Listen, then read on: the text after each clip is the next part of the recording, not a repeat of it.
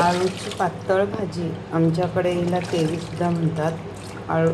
आळूचं फतफतं पण म्हणतात.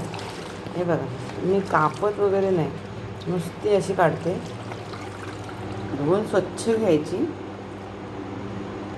आणि डायरेक्ट कुकरमध्ये घालते. बस, चिरत बसायचं नाही, कापत बसायचं नाही. डायरेक्ट कुकरमध्ये टाकायचं, पाणी घालायचं. याला आंब्याची उसरी म्हणतात.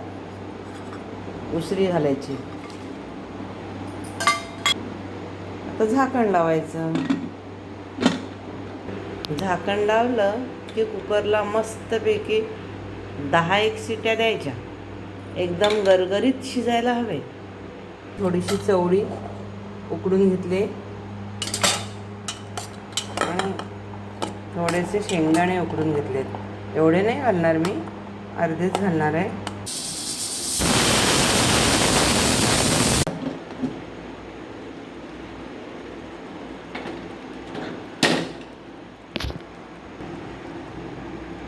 बघा कशी एकदम गरगरीत शिजले. नाही कापाची झंझट, नाही हाताला खाज सुटत. खवखवते ना ते कटिंग करून धुतल्यावर, कापून धुतल्यावर. हे बघा संपूर्ण गरगरीत झालेली आहे, जशी आपल्याला हवी तशी. बघू शकताय केरी कशी मिळून आलेली आहे. अशी मिळून यायला हवी.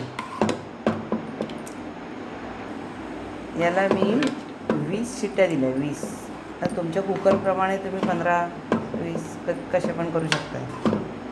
त्याच्यामध्ये मी उकडलेली चवळी टाकते आणि शेंगदाणे टाकते.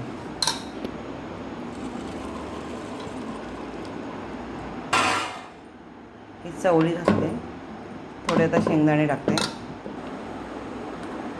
थोडे शेंगदाणे टाकते.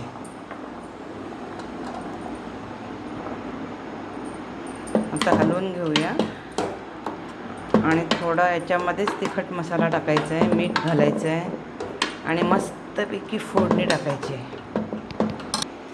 तिखट घालते आहे आणि मीठ घालते आहे, थोडीशी हळद. हे चांगलं एकजीव करून घ्यायचं. आता तडक्याची तयारी. तेल थोडं जास्त लागतं आहे.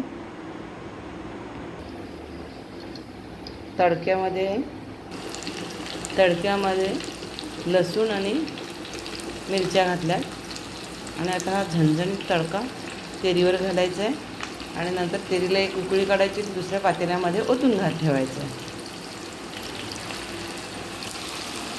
हा बघा, हा संपूर्ण तडका याच्यावर ओतते.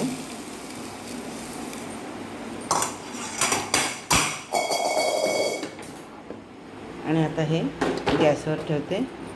एक उकळी आली की दुसऱ्या पातेल्यात ओतून ठेवायचं आहे.